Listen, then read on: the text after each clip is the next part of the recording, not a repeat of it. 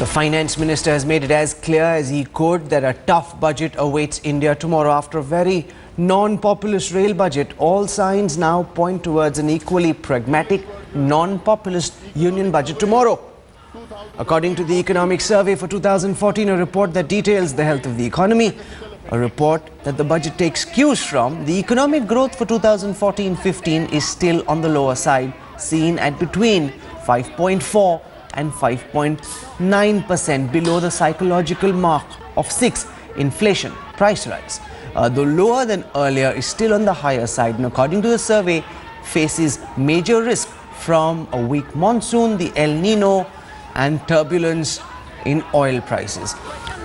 This also restricts the RBI from further lowering interest rates, basically stopping industry from fresh investments, so badly needed by the economy. As the finance minister says, the economic survey shows the gravity of the economic situation that needs immediate correction. Here is the Union Finance Minister, Arun Jaitley, speaking to journalists. 2013-14, Economic Survey 2013-14, Statistical Appendix. Madam Speaker. Fiscal deficit for this year is projected at 4.5 and requires a downward movement over the next 2 years. Okay, that was Arun Jaitley talking about the need for immediate reform. What we'll do right now is go across to Ashish Mehrishi, who's been speaking to several officials in the finance ministry. And Ashish, I want you to delve on the cues that the economic survey has for the finance minister's budget tomorrow. What do you think it foretells? Well, Rahul, it is going to certainly be a tough budget. There is no doubt about it, and the economic survey very clearly speaks about it. The two things which I would like to highlight here is, one is that the survey has called for revamping of social sector schemes like Manrega, NRHM and social and Sarv Shiksha Abhiyan. So very clearly the NDA government is going to target the social security schemes, the dolonomics that was practiced by the earlier government. So very clearly, and you know, in one of the examples they say that because of Manrega, the entire wage price cycle has gone for a toss, and it is because you know, there is dearth of labor in the agriculture because of Manrega. So obviously there is going to be some sort of changes as far as the social security scheme goes. The other thing, Rahul, is going to be important is that the economic survey very clearly says that something like diesel prices and power sector reforms is required very badly, and the government should, if they want to contain inflation, which is the priority of the government, because they want the industry to grow, they want the interest rates to come down. So they say increase the diesel prices, get it market linked, come out of the administered price mechanism, and apart from that, do power reforms, though it might increase the inflation for a short period of time. But with the fiscal deficit reducing and other economic indicators getting better, this is a better choice. Okay, stay with me, Ashish. I also want to bring in at this time our guests who are joining us in the studio. We've got two crack economists who understand these numbers, have been involved in the budget making process, Dr. Arvind Virmani and Dr. Ashok Lahiri. To start first with Dr. Lahiri, can you give our viewers a sense of all that you've seen of the economic survey so far? What does it indicate about what Jaitley might do when he stands tomorrow to deliver the general budget? I'm sorry, I'm going to disappoint you. Yes. As Mr. Chidambaram used to say, the economic survey is produced by the chief economic advisor. He can write what he thinks should be done. Now, unfortunately, there is no chief economic advisor, but still there is an economic division, and the bureaucrats write. And you show me one economic survey which does not talk about the need for moving to a direct benefit transfer, for fiscal consolidation and so on. But having said that, the economic survey makes it very clear that the situation is grim. Let me start with the good news. The good news is the government has done a remarkable job in turning the balance of payments around. The balance of payments has improved from $88 billion current account deficit. For our viewers, why don't you explain what that means? What it means is that whatever we have to pay for our current transactions, we import things, we export things, we import services, export services, the difference between the two. How much more are we importing in goods and services than what we are exporting? Now that difference is narrowed down because whatever that difference we have to pay through the capital account, either from our foreign exchange reserves or by borrowing. So that has improved. However, you can ask the question, why was it so bad to begin with? And there the answer is not very comfortable. Anyway, the second news is fiscal consolidation has happened, but what we need to see is what the numbers show tomorrow. Mind you, the economic survey doesn't give you the revised estimates for the last year. They're still sticking to the estimates that were given by the interim budget. But we'll have the better numbers from, I think so, I haven't seen the economic survey. Third is inflation. See, inflation is still very high. 6% that you mention is the wholesale price index. But you and your wife, you don't go and buy things from the wholesale market. Sure. You buy from the retail market. And consumer price inflation is still around 10%, which is very high. So my take from the economic survey is the technocrats in Ministry of Finance is telling the government, get your act together, improve your fiscal position, reduce inflation, allow the Reserve Bank to control inflation by facilitating through fiscal consolidation, reduce subsidies, target subsidies to the right people. This is the message. No, which is what the UPA was trying to do, which is what the BJP blocked when Aadhaar was introduced, the UIDAI was introduced, and now they're seeing merit in the same schemes that they opposed. Completely irresponsible opposition politics, made worse by the fact that the Congress was trying to do these things in the first place, is now doing exactly the same. Dr. Varmani, I want you to explain what you think this budget, this economic survey foretells about the general budget. See, this is, I would read this as the kind of advice, because they are new.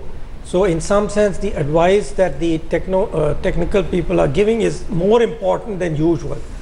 And what it shows... No, Jaitley, in that brief comment that he made, spoke about how much of a mess the economy is in and the need to take tough corrective steps. Right. What can these tough corrective steps be, and how do they impact the man who's watching this broadcast? So clearly, we've all been saying and discussing about subsidies.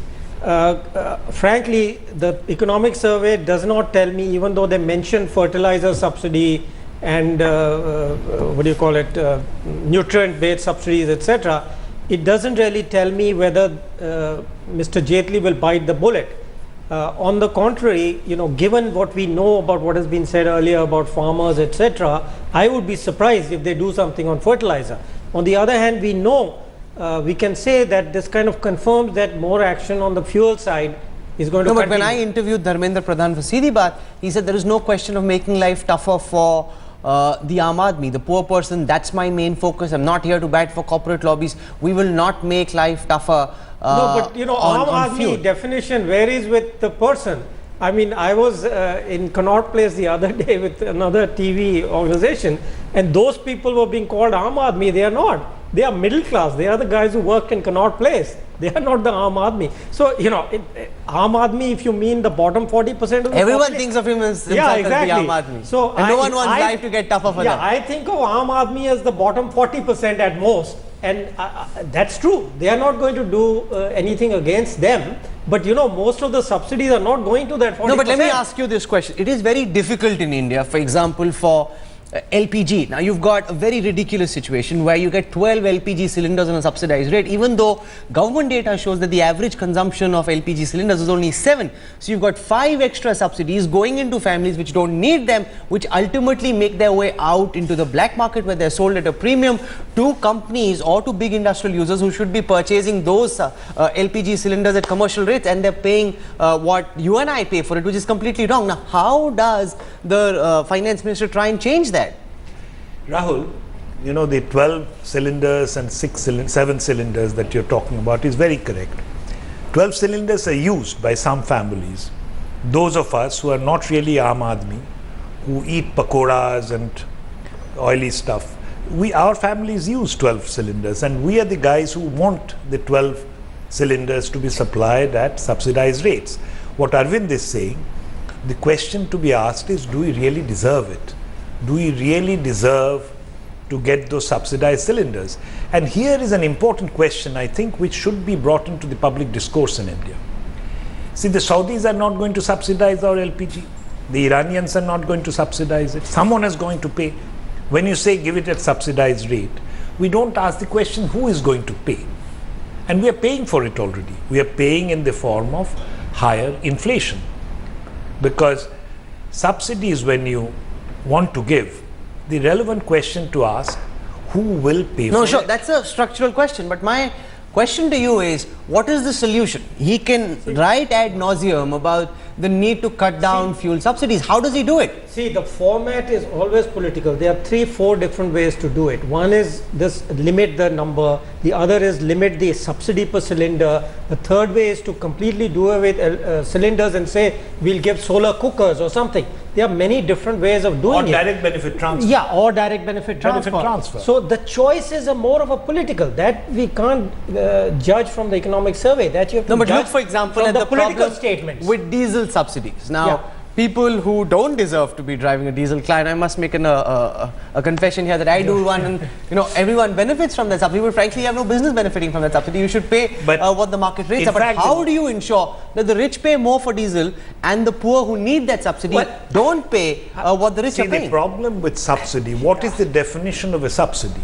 Subsidy is commodity specific. You say, if you consume LPG, you will get this much money.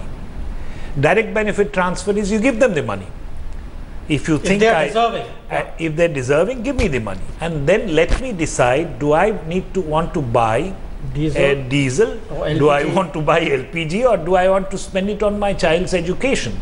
Now, when you ask the question, how do you reduce subsidy? Reducing subsidy, there is only one simple method: increase the price. You have to bite the bullet. You have to increase the price. But do you of think, cylinder. Ashish Maharishi, given the massive whiplash after the increase in rail passenger fares and the fact that the Maharashtra unit of the BJP literally bullied the government, despite the fact that you've got a strong Prime Minister, into taking back the increase or reducing the increase in the seasonal price tickets, that a tough decision on diesel subsidy will be taken, because already it's increasing at an incremental pace of 50 paisa per month, right? Now, will the Finance Minister be able to administer a tough injection, which he says the economy needs, which obviously nobody's going to like? Very true. In fact, Rahul, if you see the entire petroleum subsidy is very, very high, and in one portion of the economic survey, it very clearly said that that this is the single largest component of the wider level of fiscal deficit as well as current account deficit, which owes to the inability to pass through rise in global oil prices to the domestic market. So this is something which is actually hitting badly the finances of the government. And certainly, if the finances of the government have to improve, there is no other way but the finance minister has to bite the bullet. And this is what the economic survey very clearly says.